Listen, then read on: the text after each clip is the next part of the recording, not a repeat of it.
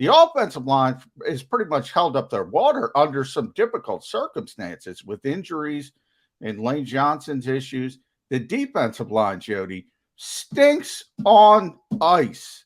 I mean, they can't do anything. And I mean, it is up and down. People talk about Fletcher Cox. Guess what? Now it's Javon Hargrave. He hadn't done a damn thing in 3-4 weeks after the big start. Now, Brandon Graham injury hurt. But look at all the injuries on the offensive line. That defensive line was supposed to protect the terrible back end. Now think about what people are saying. Oh, you got to blitz TJ Edwards. Oh, you got to blitz Andre Sacheret. Are you freaking nuts?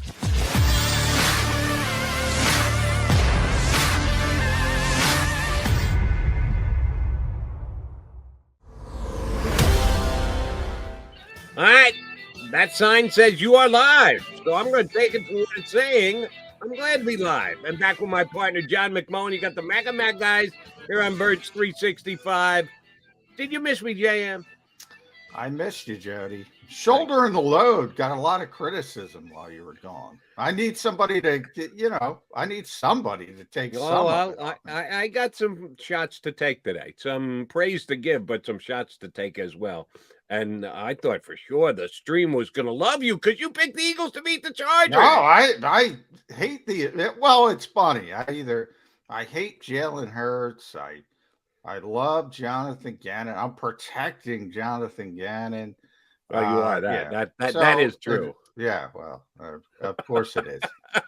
Even though I say I hate cover 2, I've hated it since Tony Dungy. I'm protecting poor Jonathon Gannon. He's got to send that check to me out of his, personal paycheck. He really should. Yeah. All right, since you went there, let's start there because that's the biggest reason the Eagles lost. I was not surprised. I sent my pick to you and I forgot. When did I text it to you? With about 20 minutes it was during the show, but I got it in there, so it's on the record. If you did, thank you very much. I didn't know that you did or didn't because I didn't have YouTube up down in the Keys. But shame on me. I should have sent it much earlier than that. I don't know if I was eating breakfast or around the pool or whatever. I go, oh, shoot, I haven't texted McMullen yet. So thank you very much for getting it in. I don't know if I gave you the score. I thought I did. Yeah, 23-20. Right. 23-20 Chargers. By the way, Jeff Kerr, spot on. 27-24 Chargers. He had the exact score? Exact score. Very good. I'm impressed by that, Mr. Kerr.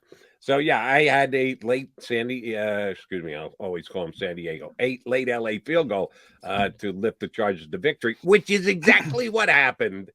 But going a little bit further, they lost because of the defense again. And I know you do. You constantly badmouth cover 2. But you have, in my opinion, oversold the love for Jonathon Gannon around the league. That if the Eagles had not gotten him as their defensive coordinator, there were 3 or 4 other teams who were ready to do the exact same thing. And I'm not questioning your reporting. I know your sources are good and you're probably dead on accurate. But here's the deal. We've now watched him as a defensive coordinator. So what other teams thought and the Eagles thought and Nick Sirianni and or anybody else, Howie Roseman, Jeff Lurie, thought about him is now in the rearview mirror. That's well behind us. We've got something more cognizant to be able to evaluate Jonathon Gannon on, and that's his performance as the defensive coordinator for half a season of the Philadelphia Eagles. And to be truthful, it stinks on ice.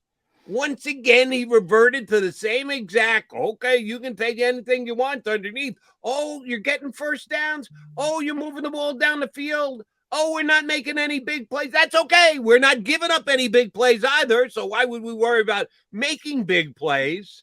I know he showed a little flexibility, and I sung his praises last week here on Birds 365 because at least against the Lions, they did get a little bit more defensive pressure. They did actually bring an extra guy in blitz. It's funny how that works against the bad teams. That's exactly where I was going. Yeah. They did get up and play a little more aggressive on the corners. Maybe it's because they were playing against unnamed wide receivers, undrafted rookie guys of the Detroit Lions, playing against the guy who has gone backwards badly in his career in Jared Goff. Maybe that's why Jonathon Gannon had the courage of his convictions to actually do that. Oh, he got back again against a real quarterback. Whoa, drop back, everybody. Let's get into the shell. Let's not want to, don't want to make the Justin Herbert's life any more difficult than we can. Yes, shame on Jonathon Gannon. Absolutely, the Eagles lost that game because of defense, and not just the last possession, which, oh, by the way, they took almost the entire 6 minutes off the clock to go down the field and leave the Eagles no chance whatsoever. Yeah, the fumble Ruski on the final kickoff, that was great. Yeah, that worked. That worked well. I Michael Clay. I thought there was a chance that they were going to actually get a scoop and score out of that, which would have changed the way we look at the game after it's over and done with. No, this is on your boy, Jonathon Gannon, J Mac. I'm sorry. His defense right now is lost. Yeah. Well, the defense is not good. I don't think I just think, well, number one, I always say, and by the way, as far as teams that wanted Jonathon Gannon, well, one of them was on the other side. I mean, Brandon Staley wanted him badly. Obviously, they're in each other's weddings. They're best friends, essentially. But Brandon Staley's a defensive coach, so he wanted to go where he would have autonomy on the defensive side of the football. So that was one of the teams, and that's well known around the league. There were a number of other teams, but you're right. That's in the rearview mirror. As far as why he was, sort of a hot candidate to be a defensive coordinator, ultimately, I agree with you. It doesn't matter. I'm disappointed in how much cover two this team runs. I've said from the start, I understand his philosophy. I don't agree with his philosophy.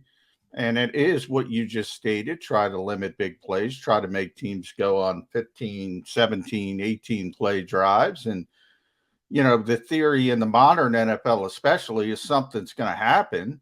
You saw it last night again with Pittsburgh and Chicago, everybody up in arms about officiating. You're going to get a false start. You're going to get a holding penalty. You're going to get something over that 15, 17 plays. The problem is the Eagles never take advantage of it when it comes, and they just give up, whether it's 3rd and 15, 3rd and 8, whatever. And they're playing the safeties back in South Jersey, which I talk about every week. I don't know what people listen, but I do default to the end, and I say this all the time. Look, coaches can lose games. They don't often win games, and personnel wins in this league. You and I had been on the same page. We're not always on the same page. We were on the same page in the preseason thinking this team could be better than people thought for two reasons: the offensive line, the defensive line. The offensive line is pretty much held up their water under some difficult circumstances with injuries and Lane Johnson's issues. The defensive line, Jody, stinks on ice. I mean, they can't do anything, and I mean it is up and down. People talk about Fletcher Cox. Guess what? Now it's Javon Hargrave. He hadn't done a damn thing in 3-4 weeks after the big start. Now, Brandon Graham injury hurt, but look at all the injuries on the offensive line. That defensive line was supposed to protect the terrible back end. Now, think about what people are saying. Oh, you got to blitz TJ Edwards. Oh, you got to blitz Andre Sachere. Are you freaking nuts? I mean, I get it.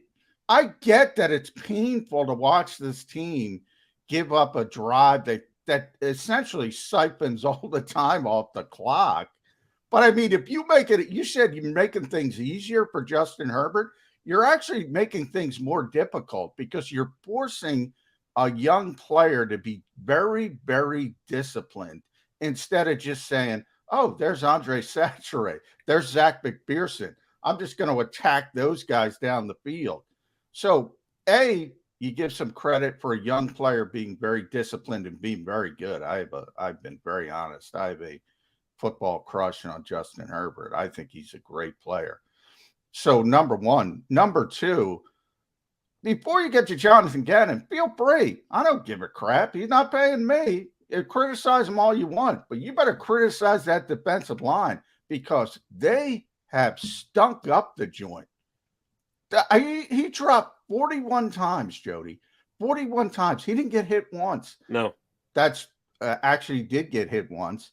Steven Nelson on a blitz, and he got called for a penalty, which wipes it out. And by the way, the Eagles blitzed more against the Chargers than any other time this year. And they didn't come close to getting home. All right, if you're worried about being the bad cop, which most times you are, there are certain things I have zero problem being the bad cop about. I bring to you Derek Barnett, which you have told me from time to time. I'm a little harsh on Derek Barnett. I'm a little tough on Derek Barnett. Derek Barnett's not a bad player. He's just over-evaluated because he was a first-round pick several years ago. And yes, I too remember the play in the Super Bowl that Derek Barnett made, and that will never go away, and it'll be really part of Eagles lore and Eagles history. This guy is stealing money on a week-in, week-out basis. $10 million. You mentioned Javon Hargrave has gone backwards the last couple of weeks. He has. You mentioned Fletcher Cox is being tremendously paid and is not putting up any stats whatsoever. Yes, I know. The guy who I wanted to see bring in, I'll get to Josh Sweat. Ryan Kerrigan, who continues to take goose eggs on the score sheet on a week-in, week-out basis. And Josh Sweat did nothing again yesterday, but how does Derek Barnett play more snaps than Josh Sweat? How? How in what football world universe does he play more snaps than Josh Sweat? How is that possible? How are they calling his name to be out there? He does.